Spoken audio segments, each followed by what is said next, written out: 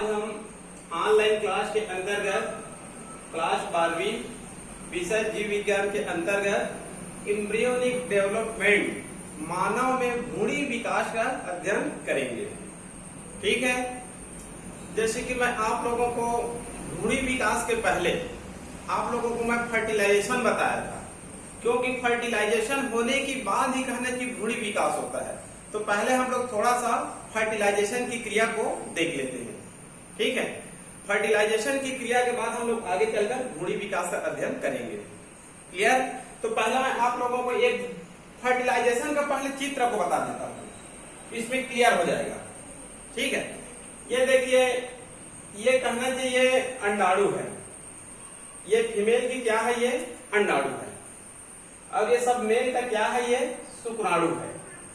हमको पता है निषेचन की क्रिया में फीमेल की अंडाणु और मेल का शुक्राणु दोनों का आपस में मिलन होता है, और ये मिलन कहाँ होता है? फीमेल रिप्रोडक्टिव ऑर्गन के फेलोपियन ट्यूब में होती है, मतलब वही डक्ट में होती है। तो निषेचन के पहले कहना चाहिए मेल और फीमेल दोनों के बीच में क्रॉस की क्रिया होती है, मैथुन की क्रिया होती है।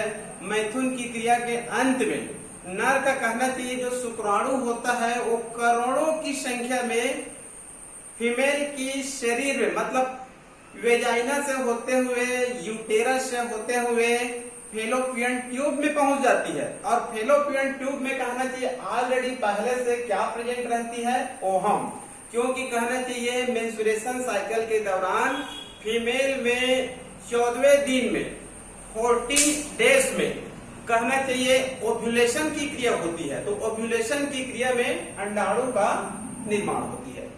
अब इस बीच यदि कहना चाहिए फीमेल का संपर्क मेल से होता है, तो मेल से संपर्क होने के बाद मैथुन क्रिया होने के बाद ये कहना चाहिए सब स्पर्म फेलोपियन ट्यूब के आसपास पहुंच जाती है। और यहाँ पर देखते हैं ये सब कहना चाहिए स्पर्म है सैकड़ों की संख्या में, और ये कहना चाहिए ओहम है, ये फेलोपियन ट्यूब में हो रही है क्रिया। अब कहना चाहिए ये जो अंडाणु होती है, एक और कहना चाहिए सक्रिय ध्रुव होती है और एक और क्या होती है? निष्क्रिय ध्रुव होती है। इसको बोलते हैं हम लोग एनिमल पोल और इसको बोलते हैं वेजिटल पोल। हमको पहले से पता है जो शुक्राणु होता है अंडाणु में केवल सक्रिय ध्रुव से प्रवेश करती है, निष्क्रिय ध्रुव से कभी प्रवेश नहीं करती है। सक्रिय ध्रुव जिस तरफ कहना चाहिए साइटोप्लाज्म में पाई जाती है, निष्क्रिय ध्रुव वेजिटल पोल मतलब जिस तरफ योग पाई जाती है। तो कहना चाहिए कोई भी शुक्राणु जब कहना चाहिए सक्रिय ध्रुव की ओर पहुंचती है तो शुक्राणु अपने अग्रभाग से मतलब एक्रोसोम की सहायता से एक एंजाइम का सेक्रेशन करती है। एंजाइम का नाम है, रासायनिक नाम है हाइलुरोनिडेज नामक एंजाइम। इसको सामान्य शब्दों में हम लोग स्पर्म लाइसिन कह देते हैं। ये स्पर्म लाइसिन नामक एंजाइम जैसे यहाँ पर पहुंचती है, पहले यहाँ पर एक उभार बनेगा। यहाँ पर क्या बनेगा? ये उभार बनेगा। इस उभार को बोलते हैं हम लोग इंग्लिश में फर्टिलाइजेशन कोन, निषेचन शंकु। ये निषेचन शंकु जैसे ही बनती है स्पर्म लाइसिन इस भाग को छिद्र कर देगा और शुक्राणु क्या हो जाएगा? प्रवेश कर जाएगा। अब एक शुक्राणु प्रवेश करने के बाद ये निषेचन शंकु क्लोज हो जाती है, इसमें कोई भी दूसरा शुक्राणु इसमें प्रवेश नहीं कर सकता है, बल्कि यहाँ पर आसपास में जो शुक्राणु होती है ये बढ़ते हुए भ्रूण को क्या प्रदान करेगा? पोषण प्रदान करेगा। क्लियर?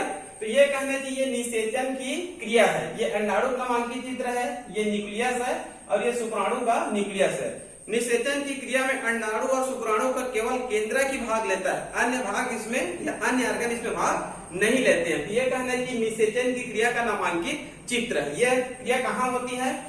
फेलोपियन ट्यूब में होती है। अब यहाँ पर देखते हैं, पहले नाम को देखते हैं स्पष्ट रूप से। ये है मेल और ये है फीमेल। इसमें कहना चाहिए स्पर्म बनेंगे और इसमें क्या बनेंगे? ओहम बनेंगे। इसमें स्पर्मेटोजेनेसिस की क्रिया होती है और इसमें oogenesis की क्रिया होती है। दोनों के बीच कहना चाहिए फर्टिलाइजेशन की क्रिया होती है। क्लियर? फर्टिलाइजेशन की क्रिया दो प्रकार की होती है, एक होता है इंटरनल और एक होता है एक्सटर्नल। इंटरनल फर्टिलाइजेशन उसको बोलते हैं जब निषेचन की क्रिया शरीर के अंदर होती है, जब निषेचन की क्रिया शरीर के अंदर होती है तब उसको हम लोग क्या बोलेंगे, इंटरनल फर्टिलाइजेशन। और जब निषेचन की क्रिया शरीर के बाहर होती है तब उसको हम लोग बोलेंगे बाह्य निषेचन, एक्सटर्नल फर्टिलाइजेशन। एक्सटर्नल फर्टिलाइजेशन किसमें होती है, फ्रॉग, फिश, इन सब में होती है। मतलब उसमें अंडाणु और शुक्राणु दोनों का कहना चाहिए मिलन शरीर के बाहर पानी में होती है, तब उसको बोलेंगे हम लोग बाह्य निषेचन। याद करके रखेंगे, एक्सटर्नल फर्टिलाइजेशन फिश, मेंढक, और इंटरनल फर्टिलाइजेशन रेप्टिलिया के जंतु, एवीज के जंतु, मैमल्स के सभी जंतुओं में कहना चाहिए इंटरनल फर्टिलाइजेशन होती है। उसके बाद कहना चाहिए इंटरनल फर्टिलाइजेशन होने के बाद क्लीवेज अवस्था आती है। क्लीवेज, मोरूला, ब्लास्टुला, गेस्ट्रुला, इतने नाम को पहले याद रख लेंगे। कहना चाहिए यहाँ तक तो हम लोग अध्ययन कर लिए फर्टिलाइजेशन तक। फर्टिलाइजेशन की क्रिया यहाँ तक कहाँ पर होती है, फेलोपियन ट्यूब में होती है। ठीक है, फेलोपियन ट्यूब के बाद मतलब निषेचन के जस्ट बाद अगला 4-5 दिन की क्रिया फेलोपियन ट्यूब में ही होती है। तो ये क्लीवेज अवस्था और लगभग मोरूला अवस्था, ये दोनों अवस्था कहना चाहिए फेलोपियन ट्यूब में ही होती है। ठीक है, ये क्लीवेज अवस्था का मतलब होता है फर्टिलाइजेशन होने के बाद जो नई सेल्स बनती है उसको हम लोग बोलेंगे डिप्लॉयड जाइगोट। नई सेल्स बनती है फर्टिलाइजेशन के बाद उसको हम लोग क्या बोलेंगे, डिप्लॉयड जाइगोट। हिंदी में कहते हैं इसको दुगुणित कोशिका। मतलब इसमें क्रोमोसोम की संख्या कितनी हो जाती है, 46। पहले अंडाणु में 23, शुक्राणु में 23, दोनों आपस में कहना चाहिए फर्टिलाइजेशन करते हैं और जो नई सेल्स बनती है डिप्लॉयड जाइगोट, उसमें क्रोमोसोम की संख्या कितनी हो जाती है, 46, मतलब 46। ठीक है जी, ये जो कहना चाहिए जो क्लीवेज है और मोरूला है ये लगभग कहना चाहिए फेलोपियन ट्यूब में ही संपन्न होती है कार्य। फर्टिलाइजेशन के जस्ट अगले 4-5 दिनों तक आगे की क्रिया कहाँ होती है, फेलोपियन ट्यूब में होती है। ठीक है, तो कहना चाहिए जो डिप्लॉयड जाइगोट बनती है, ये चित्र में क्लियर है, ये देखिए मादा जनन तंत्र का नामांकित चित्र है ये। ठीक है, ये कहना चाहिए ओवरी है, ये क्या है, ओवरी। यहां पर को हम लोग बोलेंगे फेलोपियन ट्यूब, यहां को बोलेंगे हम लोग फेलोपियन ट्यूब। इस आर्गन को बोलेंगे हम लोग फिम्बरी, इस भाग को हम लोग बोलेंगे यूटेरस, मतलब गर्भाशय। ये जो कहना चाहिए ओवरी है, जो मेंस्ट्रुएशन साइकिल चलती रहती है, अल्टरनेट चलती है, एक बार राइट ओवरी और एक बार लेफ्ट ओवरी। तो मान लो कहना चाहिए इस तरफ अंडाणु दिखाई दे रहा है, मतलब राइट ओवरी में मेंस्ट्रुएशन साइकिल की क्रिया संपन्न हुई है। तो ये कहना चाहिए ओवरी में मेंस्ट्रुएशन साइकिल होती है और 14 डेज में ओहम का निर्माण होती है। अब ये ओहम कहना चाहिए ये जो फिम्बरी नामक भाग होता है ये ओहम को अवशोषित कर लेती है और अवशोषित करने के बाद फेलोपियन ट्यूब की सहायता से ये फेलोपियन ट्यूब में आ जाती है। देखिए ये है ओहम, ये है ओहम और यहाँ पर आकर प्रेजेंट है अभी। अब इधर से कहना चाहिए शुक्राणु गया, अब इसको फर्टिलाइजेशन कर दिया तो यहीं पर कहना चाहिए डिप्लॉयड जाइगोट बन गया। अब इस डिप्लॉयड जाइगोट में कहना चाहिए आगे चल के जो क्रिया होती है उस क्रिया को हम लोग बोलते हैं क्लीवेज। क्लीवेज मतलब होता है एक प्रकार से विभाजन ही है, लेकिन इसमें कोशिका की संख्या बढ़ती है लेकिन कोशिका की आकार वही रहती है। कोशिका की संख्या इसमें जरूर बढ़ेगा लेकिन कोशिका का आकार उतना ही रहेगा, जिसके कारण इसको क्लीवेज नाम दिया गया। देखिए यहाँ पर पहले एक कोशिका, फिर 2, 4, 8, 16, 32 ऐसे बढ़ती जाती है, लेकिन कोशिका का आकार लगभग वैसे ही रहेगा, जिसके कारण इसको क्या कह दिया गया है, क्लीवेज अवस्था। ठीक है, तो मानव का कहना चाहिए जो अंडाणु होता है उसमें योग की मात्रा कम होती है, जबकि पक्षी के जो अंडे होते हैं उसमें योग की मात्रा क्या होती है, ज्यादा होती है। तो मानव के अंडाणु में कहने की योग की मात्रा कम होती है, तो उसमें होलोब्लास्टिक क्लीवेज होता है।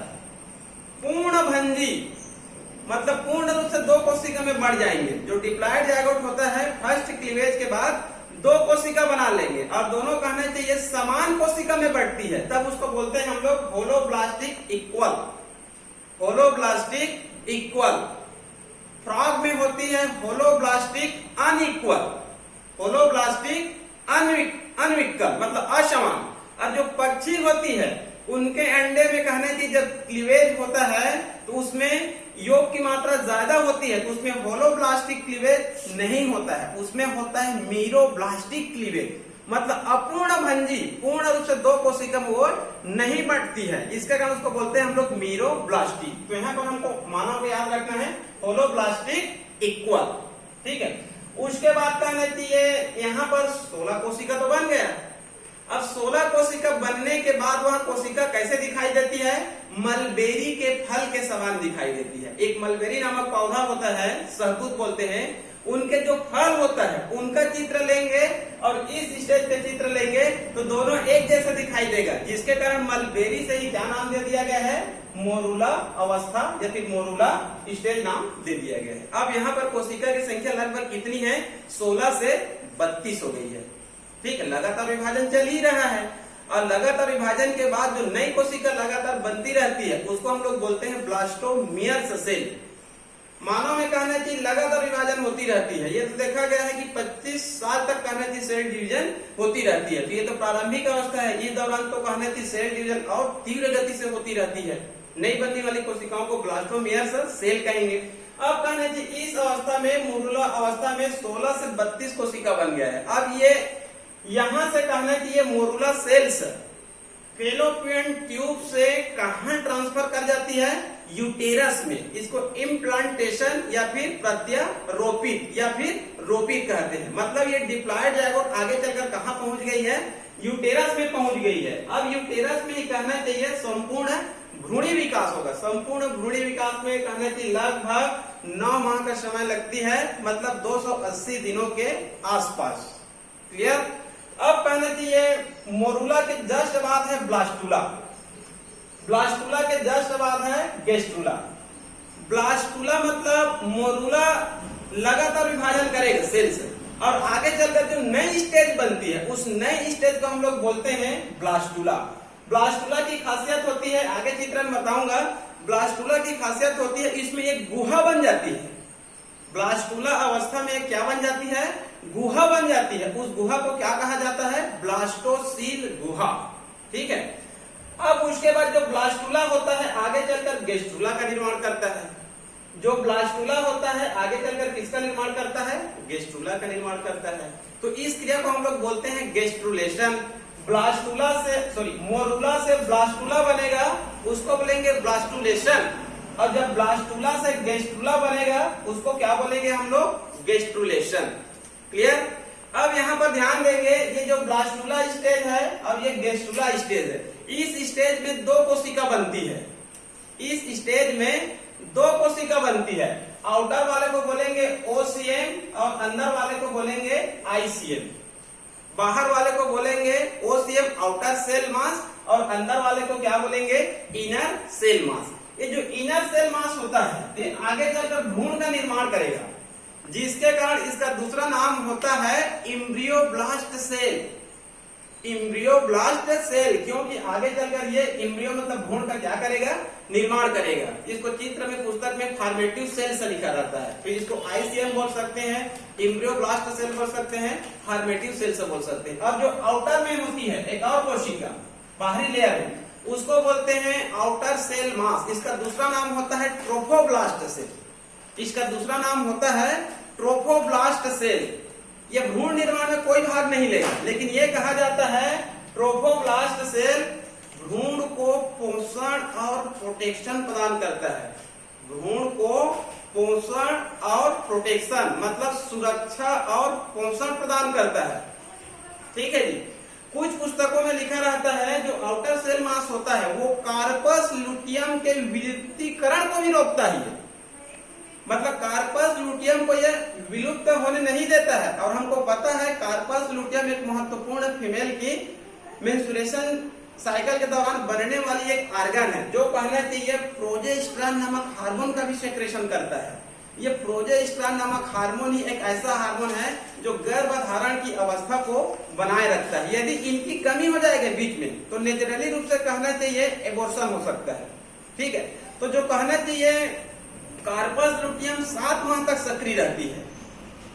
बाद में सक्रिय क्यों नहीं होती है? 8वें और 9वें माह में इसका कारण यह होता है कि 8वें माह में प्लेसेंटा पूर्ण रूप से विकसित हो जाती है।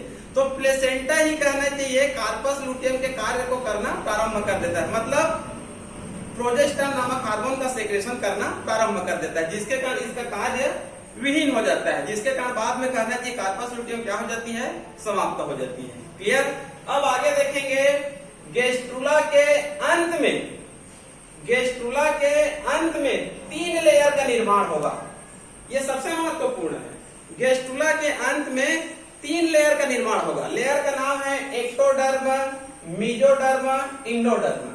एक्टोडर्म, मेसोडर्म, इंडोडर्म, ये जो 3 लेयर बनेंगे गेस्ट्रुला के अंत में बनेंगे, ये तीनों लेयर ही आगे चलकर शरीर के संपूर्ण ऑर्गनों का निर्माण करते हैं, शरीर के संपूर्ण ऑर्गनों का निर्माण करते हैं। पुस्तक में देख लेंगे, एक टेबल में दिया गया है, या फिर एक्टोडर्म से कौन कौन से ऑर्गन का निर्माण होता है, मेसोडर्म से कौन कौन से ऑर्गन का निर्माण होता है, इंडोडर्म से कौन कौन से ऑर्गन का निर्माण होता है। एक टेबल जैसे दिया गया है, उसको आप लोग देख लेंगे। इसमें से अधिकांश कहना चाहिए पीएमटी में, नीट में, ऑब्जेक्टिव में क्वेश्चन आते हैं कि अमुक ऑर्गन का निर्माण कौन से लेयर से होता है, तो वहां पर हमको याद करना पड़ेगा। इतने बहुत सारे ऑर्गनों को नाम दिया गया है कि आसानी से याद नहीं हो पाता है, तो कम से कम मैं 5 ऑर्गन का नाम बता देता हूं जो विभिन्न कहना चाहिए प्रतियोगी परीक्षाओं में आया है। एक्टोडर्म से निर्माण होने वाले ऑर्गन, एक्टोडर्म मतलब बाहरी लेयर से, तो इसके अंतर्गत आप लोग याद रख लेंगे नर्वस सिस्टम, इसको अधिकांशतः पूछा जाता है। नर्वस सिस्टम के अंतर्गत ब्रेन और स्पाइनल कार्ड, ब्रेन और स्पाइनल कार्ड। आई के अंतर्गत cornea, lens, retina, cornea, lens, retina और ब्रेन और स्पाइनल कार्ड, इनका निर्माण होता है एक्टोडर्म से। मेसोडर्म के अंतर्गत याद रख लेंगे आप लोग heart, blood vessel, kidney, testis, ovary, vertebral column मतलब कशेरुक दंड मतलब रीढ़ की हड्डी, इन सब का निर्माण किससे होगा, मेसोडर्म से।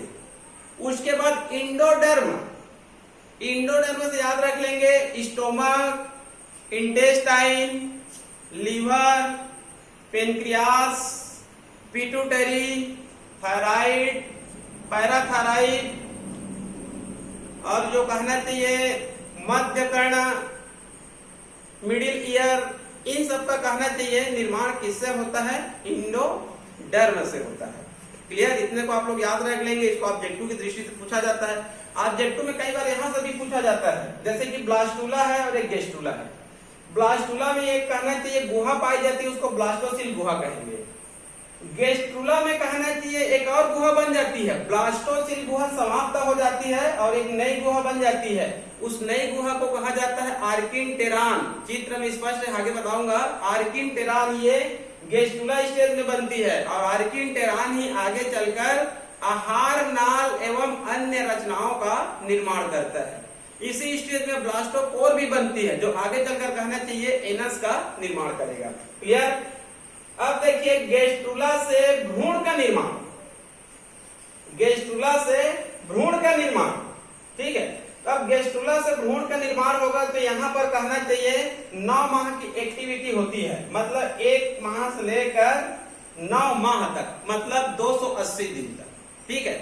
तो यहाँ पर एकदम शॉर्टकट जानना है कि पहले माह में कौन सा तंत्र बनती है, दूसरे माह में कौन सा तंत्र बनती है, तीसरे माह में कहना चाहिए रिप्रोडक्टिव है, तो चौथे माह में कहना चाहिए रेस्पिरेटरी सिस्टम है, तो 5वें माह में एक्सक्रीटरी सिस्टम है, तो आगे चलकर ब्लड सर्कुलेटरी सिस्टम।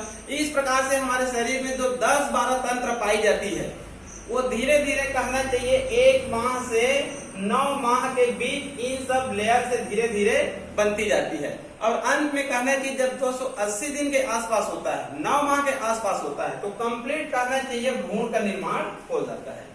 अब ये जो 9 माह के अंतिम समय में जो भ्रूण बना है उसको फीटस बोल सकते हैं, आगे चलकर ये चाइल्ड है, ठीक है। तो यहाँ पर कहना चाहिए सबसे पहले क्या हुआ, नर और मादा के बीच क्रॉस होती है, उसके बाद फर्टिलाइजेशन, उसके बाद क्लीवेज, उसके बाद मोरुला, उसके बाद ब्लास्टुला, उसके बाद गेस्ट्रुला, फिर गैस्ट्रुला के अंत में 3 लेयर का निर्माण, एक्टोडर्म, मेसोडर्म, एंडोडर्म। फिर गैस्ट्रुला के अंत में भ्रूण का निर्माण 1 माह से लेकर 9 माह तक। क्लियर? अब कहना चाहिए लगभग 9 माह पूर्ण हो गया, 280 दिन कंप्लीट हो गया। अब जो कहना चाहिए जो भ्रूण बन गया, फीटस बन गया, उसका क्या होगा यहाँ पर? न्यूट्रिशन। इस दौरान कहना चाहिए क्या होगा? न्यूट्रिशन। एक बार पूछा गया था नीट में कि भ्रूण में हार्ट बीटिंग जो होता है उसको हम लोग कब पता कर सकते हैं? स्टेथोस्कोप के माध्यम से। तो 7वें माह में कहना चाहिए भ्रूण में हार्ट बीटिंग स्पष्ट रूप से प्रारंभ हो जाती है, जिसे स्टेथोस्कोप से सुना जा सकता है। क्लियर? अब देखते हैं भ्रूण का पोषण। भाई कहना चाहिए वहां पर गर्भ में 9 माह तक होती है, तो किसके माध्यम से पोषण होता होगा? कुछ तो ऑर्गन होगा जो भ्रूण को क्या प्रदान करेगा? पोषण प्रदान करेगा। तो यहाँ पर देखते हैं मुख्य रूप से 2 ऑर्गन होती है जो भ्रूण को पोषण प्रदान करेगा। पहला याद रख लेंगे प्लेसेंटा, हिंदी में बोलते हैं इसको अपरा, हिंदी में बोलते हैं इसको अपरा, इंग्लिश में बोलते हैं प्लेसेंटा। प्लेसेंटा केवल मैमल्स में पाई जाती है, फिश, एम्फीबिया, रेप्टिलिया, एवीज में नहीं पाई जाती, जिसके कारण मैमल्स को प्लेसेंटेशन एनिमल भी कहा जाता है, अपरा युक्त प्राणी भी कहा जाता है। हालांकि मैमल के अंतर्गत अलग अलग जंतुओं में अलग अलग प्रकार का होता है। मानव में कहना चाहिए कोरियन प्रकार का कहना चाहिए प्लेसेंटा पाई जाती है, कोरियन प्लेसेंटा। तो यहाँ पर देखते हैं प्लेसेंटा, वास्तव में प्लेसेंटा है क्या चीज? पहले जान लेते हैं प्लेसेंटा है क्या चीज। तो प्लेसेंटा का मतलब होता है जैसे कि माँ है, उसके यूटेरस में कहना चाहिए गर्भ है। ठीक है? तो भ्रूण और यूटेरस, भ्रूण और यूटेरस, जो भ्रूण होता है उनके कहना चाहिए यहाँ पर एक नाभिनाल होता है, अम्बिलिकल कॉर्ड बोलते हैं इसको। भ्रूण में कहना चाहिए एक अम्बिलिकल कॉर्ड होता है, नाभिनाल होता है। वो नाभिनाल कहना चाहिए यहाँ से निकलती है और पूरे कहना चाहिए गर्भाशय में इस प्रकार से जुड़ी हुई पाई जाती है। तो भ्रूण और यूटेरस, भ्रूण और गर्भाशय दोनों एक दूसरे से एक कनेक्शन की सहायता से जुड़ी हुई पाई जाती है। भ्रूण और यूटेरस दोनों कहना चाहिए एक कनेक्शन की सहायता से जुड़ी हुई पाई जाती है। उसी कनेक्शन को कहा जाता है प्लेसेंटा, मतलब अपरा। ठीक है जी? तो कहना चाहिए इस प्लेसेंटा के माध्यम से भ्रूण का पोषण भी होगा, रेस्पिरेशन भी होगा, उत्सर्जन भी होगा, यहाँ तक कि ब्लड सर्कुलेटरी सिस्टम भी होगा। मतलब इसमें शुद्ध रक्त जाएंगे और अशुद्ध रक्त आएंगे। शुद्ध रक्त इसमें जाएंगे तो कहना चाहिए यहाँ पर उसमें कुछ न्यूट्रिशन भी ले जाएगा, ऑक्सीजन भी ले जाएगा। जब अशुद्ध रक्त आएंगे शिराओं के माध्यम से, उसमें कार्बन डाइऑक्साइड और कुछ उत्सर्जित पदार्थ बाहर भी निकलते हैं। तो प्लेसेंटा के माध्यम से न्यूट्रिशन भी होता है, रेस्पिरेशन भी होता है, एक्सक्रीशन भी होता है और ब्लड सर्कुलेटरी